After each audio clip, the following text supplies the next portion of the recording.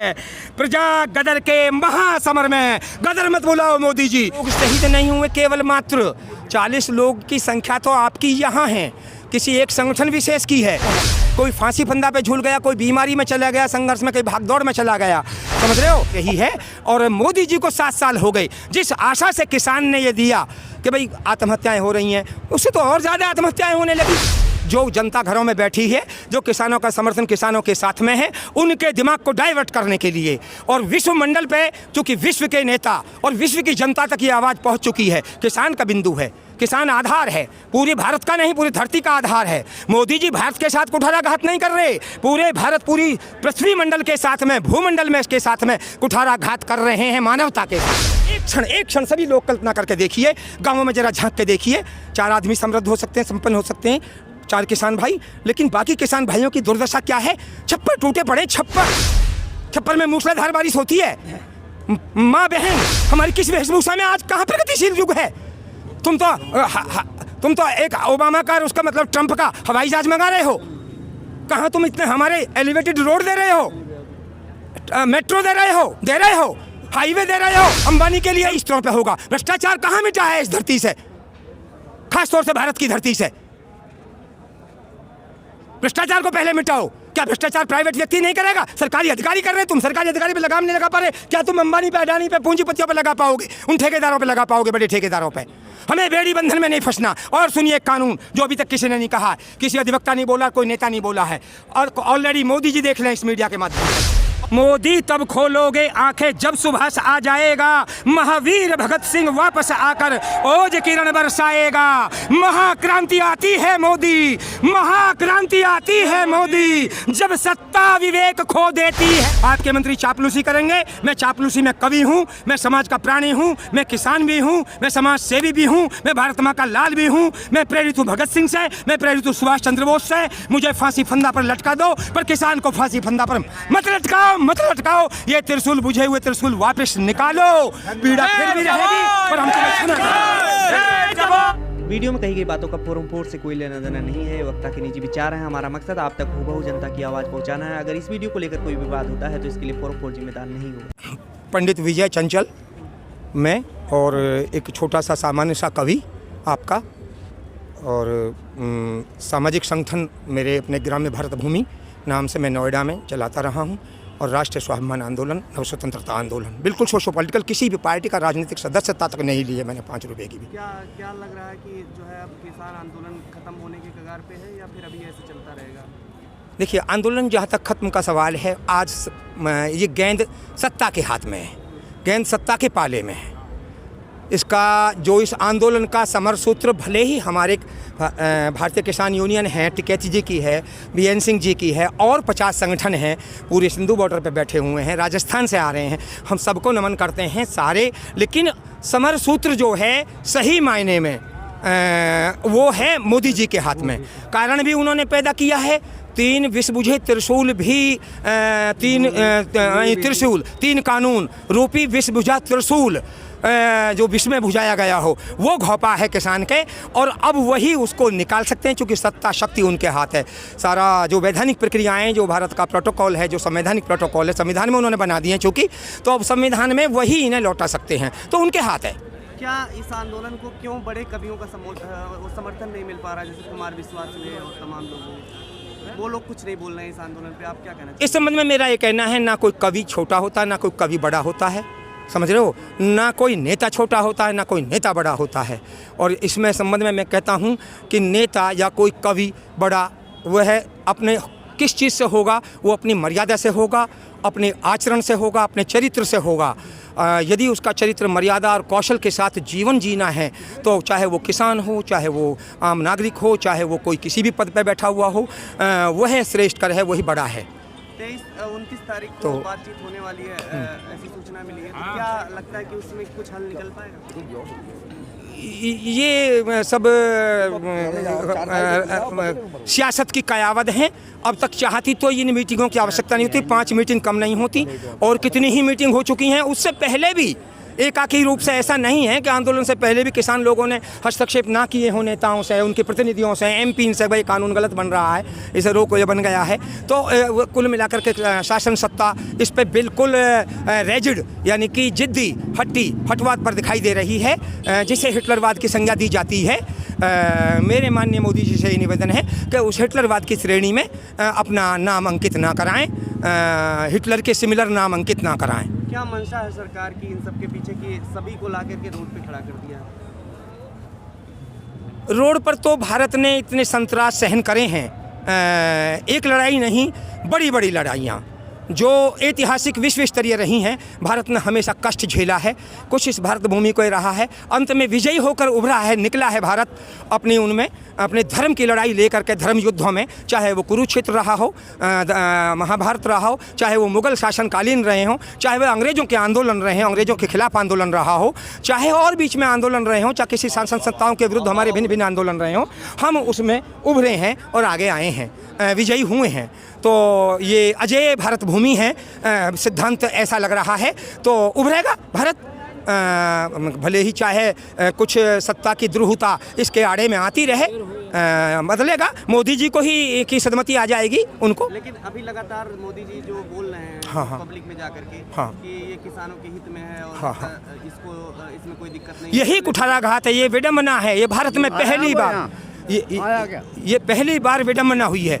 पहली बार किसी राजनीतिक पार्टी ने, सत्ता खास तौर से सत्ता दल ने, अगर किसी याची ने अपनी याचिका डाली और उसकी याचिका को कुचलने के लिए पैरेलल दूसरे लोग खड़े कर दिए, छदम लोग अपने पार्टी के कार्यकर्ता जो किसान नहीं हैं, उनके इंटरनेट का युग है, उनकी पार्टी है, बड़ी पार्टी है, उनके RSS है, उनके विश्व हिंदू परिषद है, उनके नाना प्रकार के संगठन हैं, वो एक कॉल पर के 1000 क्या 10,000 20,000 एक दिन में बुला सकते हैं। और उन्होंने ये लोग ऐसे बुलाए हैं कि किसान के बाने में आ जाइए, और मतलब जो है यहाँ पर लगा के नाम तात्कालिक नामकरण करने में बहुत पक्के संगठनों के, उनके कई नाम चल रहे हैं भारतीय जनता पार्टी के, एक नाम नहीं है, बहुत संगठन है उनके, एक संगठन में उप संगठन बहुत हैं। वो 2 मिनट के अंदर वो क्रिएट कर देते हैं, फलान जय हिंद फला मोर्चा, जय हिंद फला मोर्चा, तीसरा मोर्चा, चौथा मोर्चा, ये बना करके वो उतार दिए हैं, केवल अपने आप को बरी करने के लिए, मुक्त करने के लिए। जो जनता घरों में बैठी है, जो किसानों का समर्थन किसानों के साथ में है, उनके दिमाग को डाइवर्ट करने के लिए।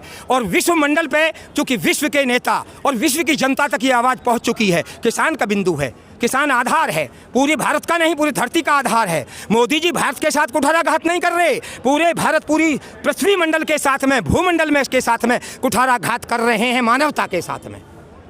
किसी पाकिस्तान चीन के साथ में करें तो बात सहन होगी, लेकिन मानवता के साथ में कर रहे हैं। ये दाना पानी जो जाता है पूरे धरती पर, मानवता को जाता है, किसान अपने परिश्रम से करता है, उसको हौश नहीं आता, उसको मज़ा नहीं आता कि इतना परिश्रम करके और थोड़ा सा अर्जित करे, लेकिन उसकी आत्मा को ये शांति होती है कि मेरे बच्चे के साथ साथ मेरी ग्राम सभा, मेरी राष्ट्र सभा और पूरे विश्व की सभा इससे सिंचित होती है। इस अन्न से मैं ईश्वर के आगे अपना धर्म निभा रहा हूँ। नहीं, कितना दुखद है कि 40 लोग से लगभग शहीद भी हो चुके हैं और तमाम किसान 40 लोग शहीद नहीं हुए, केवल मात्र 40 लोग की संख्या तो आपकी यहाँ है, किसी एक संगठन विशेष की है। सारे संगठनों की गिनोगे तो वो अनगिन निकलेगी, हजारों की संख्या में निकलेगी। जो दूर दराज में बैठे बेचारे वो ज़्यादा नहीं कर पाए, दूर हैं, उनकी सामर्थ्य नहीं है, उनके संगठन के सदस्य बहुत ज़्यादा नहीं है। 1000 संगठन है तो 2 सदस्य उनके भी चले गए हैं, कोई फांसी फंदा पे झूल गया, कोई बीमारी में चला गया, संघर्ष में, कोई भागदौड़ में चला गया, समझ रहे हो। और यहाँ ये 40 तो आप जो बता रहे हैं, 40 की संख्या जो भी है, ये निश्चित रूप से ये तो बेचारे शहीद हो ही गए मंच पे ही।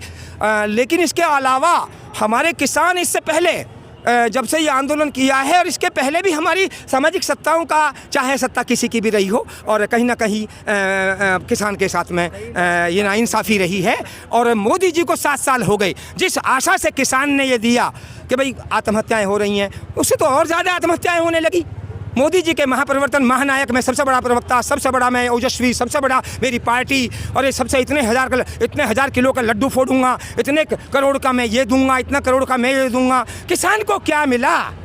किसान की आत्महत्याएं कम तो हो जाएं। सबसे बड़ी बात कि किसान की आत्महत्याएं कम नहीं हुई, सबसे बड़ी बात कम भी नहीं हुई। सरकार अभी किसान मान ही नहीं रही, राजनीतिक षड्यंत्र सिर्फ बता रही है। तो लाखों किसानों ने आत्महत्याएं करी हैं, कितने तो उस चीज़ को प्रसारित नहीं करते मीडिया के माध्यम से, एक अदब से वो अपने मौत को प्राप्त हो जाते हैं। वो जिक्र नहीं करते कि अभाव में हम मर गए, हम अभाव में भूखे मर गए, उनकी संतान 13वीं पे बैठ करके उस पद पर बैठ के यही कहती है हमने अच्छे अस्पताल में दिखाया, हमने वहाँ दिखाया, जबकि उन्हें मेडिकल सुविधा ना दे पाई वो, और वो अपने केवल स्वाभिमान की वजह से उस बात को नहीं कह पाते कि मेरा देश विपन्न है। समझ रहे हो? और हम अपने पिता को बचा नहीं पाए, हम अपने भाई को बचा नहीं पाए। यहाँ की मेडिकल व्यवस्था इतनी महंगी हो गई हैं, और मेरे पास तो सरकारी अस्पताल तक जाने के लिए किराया तक नहीं था, साधन तक नहीं था, एम्बुलेंस का किराया नहीं था। वो इस बात को नहीं कह पाते, और बस वो यही कहते हैं किसी सरकारी में ले गए पास के RMP को दिखा लिया, और वो यही कहते हैं कि हमने तो अच्छे डॉक्टर को दिखाया, जानते नहीं है वो अच्छा डॉक्टर है। ये कह करके लाखों लोग शहीद हो रहे हैं भाई। तो फिर और वो किसान के गांवों की जरा एक क्षण सभी लोग कल्पना करके देखिए, गांवों में जरा झांक के देखिए। 4 आदमी समृद्ध हो सकते हैं, संपन्न हो सकते हैं, 4 किसान भाई, लेकिन बाकी किसान भाइयों की दुर्दशा क्या है? छप्पर टूटे पड़े, छप्पर में मूसलाधार बारिश होती है। माँ बहन हमारी किस वेशभूषा में आज कहाँ प्रगतिशील युग है? तुम तो एक ओबामा का, उसका मतलब ट्रंप का हवाई जहाज मंगा रहे हो।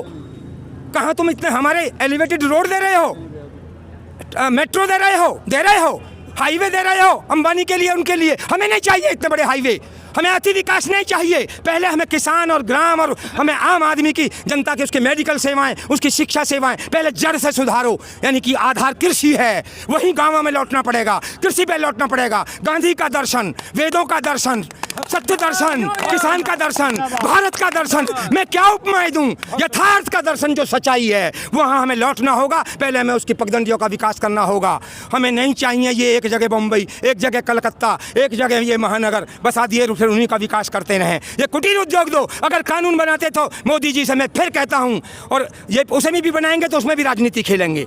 मेरी प्रेरणा दे रहा हूं कि ये कुटीर उद्योगों के लिए विदाउट गारंटी, ज़्यादा भी नहीं तो कम से कम 20 लाख रुपए का, 10 लाख की इन्होंने ड्रामा किए थे कि 10 लाख रुपए देंगे विदाउट गारंटी।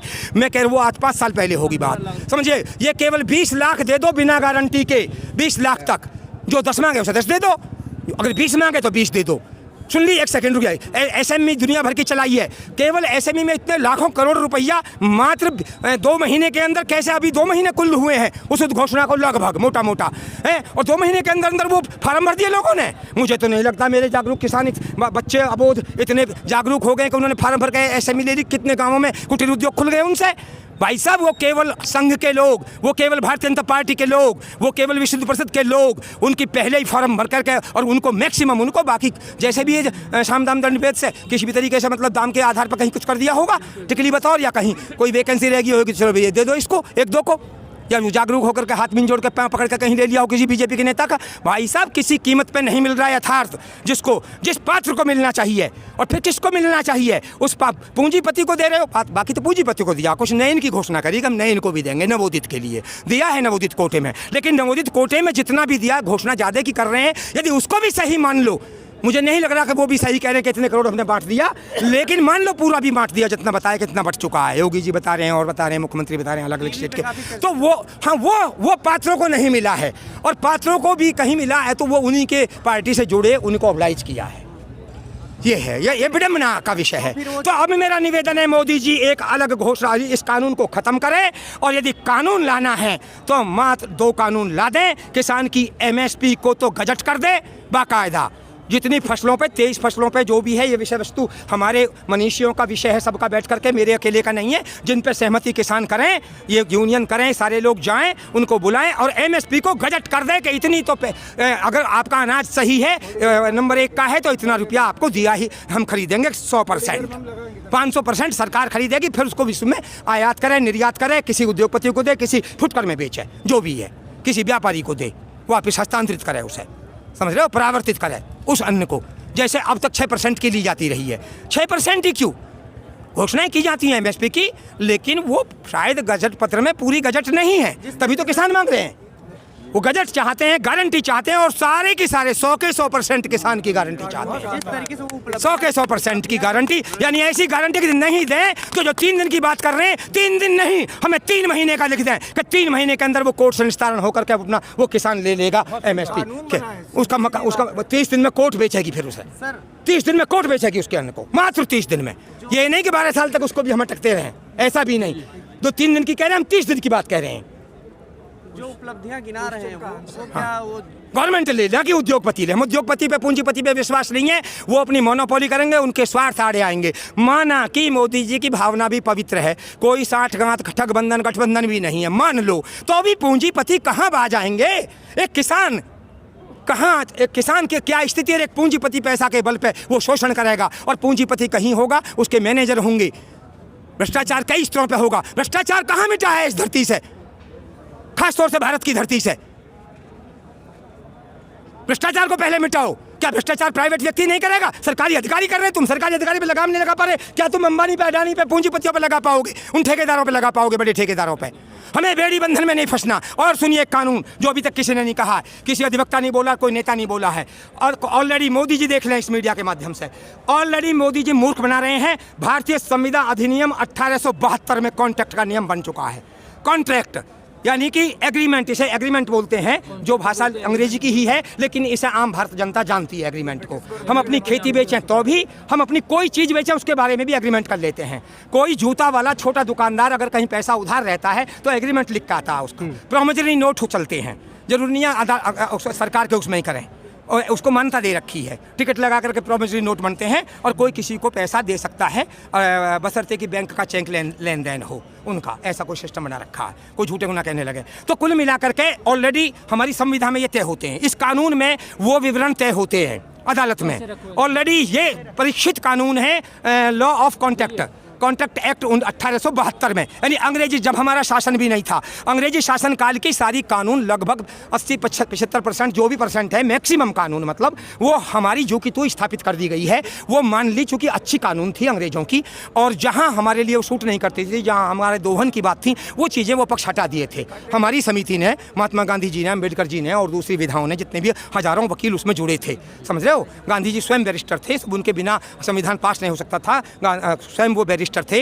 अम्बेडकर जी विधि विशेषज्ञ थे। जवाहरलाल नेहरू जी स्वयं सुविज्ञ, बहुत बड़े लेखक, बहुत बड़े प्रवक्ता, शायद कानून के विज्ञाता भी थे। और बहुत थे जो बिल्कुल अंतर्ध्यान है, छिपे हुए हैं। हजारों लोगों से वो बात तय होकर गई थी। वकील बैठे थे, 4 सुप्रीम कोर्ट थे, एक सुप्रीम कोर्ट नहीं था। सुप्रीम कोर्ट का दर्जा 4 को बाद में प्रीवी काउंसिल होती थी उनकी। जब केस सुप्रीम कोर्ट में तय नहीं हो पाता था कि वो सुप्रीम कोर्ट के जो नियम है वो कानून फेल हो गया कि भाई इसमें क्या कानून दें, तो प्रीवी काउंसिल होती थी उसके ऊपर। एक असली सुप्रीम कोर्ट वो होती थी। वो 4 सुप्रीम कोर्ट थे जो बाद में हाई कोर्ट में कन्वर्ट कर दिए गए, और एक सुप्रीम कोर्ट फिर दिल्ली बना दिया गया। और ये वो कानून जब से चला आ रहा है, भारत में आज मान्य है, आज लागू है। LLB में पढ़ाइए, मूल कॉपी है। जब इसकी पढ़ाने वाली पुस्तक है तो इतने मोटी है। और 2 हैं, law of contract first, law of contract act second, law of contract second. 2 पुस्तकें बड़ी, और मूल में ये पुस्तक है। मूल कॉमन रूप में, संक्षिप्त में, जो बड़े विद्वान इसे समझ सकते हैं, संक्षिप्त में लिखे हैं दोहे की तरह।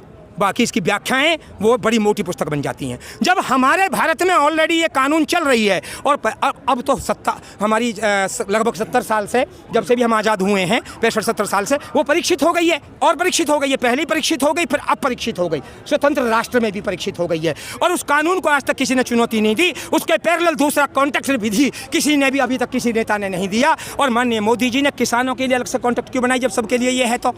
जबकि इसमें भी खामियां हैं कि 15-15 साल में जजमेंट होते हैं, समझ रहे हो। तो वहाँ जरूर उद्योगपति के पक्ष में वो कानून बनाए। वो इसलिए बनाई कि वो कॉन्ट्रैक्ट वहाँ विधि मोदी जी ने, कि वो उद्योगपति के पक्ष में, कि इसमें उद्योगपति के पक्ष में नहीं जाएगा, न्याय हो जाएगा चाहे 15 साल में हो, पर न्याय किसान के पक्ष में जाएगा। अलग से कानून क्यों बनाई मोदी जी ने? यहाँ संदेह है मोदी जी पर बहुत बड़ा। जब हमारी ये संविदा है, लॉ ऑफ कॉन्ट्रैक्ट है, जबकि हम कॉन्ट्रैक्ट पे देना ही नहीं चाहते, ना इसमें जिसमें 10 साल का शोषण होता है। कविता के माध्यम से आप मोदी जी को क्या संदेश देना चाहेंगे, आप अपने किसान होने के नाते? कुछ भी नहीं देने का संदेश। संदेश है, आह्वान है, चेतावनी है, चुनौती है किसानों की, मेरा कुछ नहीं। और सुभाष की, भगत सिंह की, जो अंतरिक्ष में बैठे हैं, जो यायावर है सुभाष, जिनका संत रूप में, ऋषि रूप में कहीं समाधि लगाए बैठे हैं, उनका आह्वान है, मोदी जी बाज आ जाओ, ये रिक्वेस्ट है। वीर भगत सिंह वापस आकर ओज किरण बरसाएगा, ये इसका शीर्षक दिया है इस कविता का। माननीय मोदी जी इससे शिक्षा लें, प्रेरणा लें। मोदी क्या खोलोगे आंखें जब सुभाष आ जाएगा। आज किसान तड़प रहा है, मोदी तब खोलोगे आंखें जब सुबह आ जाएगा, महावीर भगत सिंह वापस आकर ओज किरण बरसाएगा। महाक्रांति आती है मोदी, महाक्रांति आती है मोदी, जब सत्ता विवेक खो देती है, जब सत्ता विवेक खो देती है। महाक्रांति आती है मोदी, जब सत्ता विवेक खो देती है। तब बलवेदी इस सकल धरा को रक्त सिक्त कर देती है। तब बलवेदी शहीदों की, शहीद अपने प्राण न्यौछावर करते हैं, याद रखो मोदी जी। तब बलवेदी सकल धरा को रक्त सिक्त कर देती है, रक्त से सिंचित कर देती है। प्रजा गदर के महासमर में गदर मत बुलाओ मोदी जी। मेरी प्रार्थना है हाथ जोड़कर, तुम बाप हो आज इस सताज जनता के लिए, कृषि जनता के लिए। उल्टे कदम बढ़ाओ, कानून वापस लो। प्रजा गदर के महासमर में फूल नहीं बरसाती है और जाती है सारी विधा भूल, जाती है सारे नियम कायदे भूल जाती है, जाती है सारी विधा भूल। शिव का त्रिशूल उठाती है। तुमने तो विष का त्रिशूल घोपा, शिव का त्रिशूल उठा लेगी माननीय मोदी जी।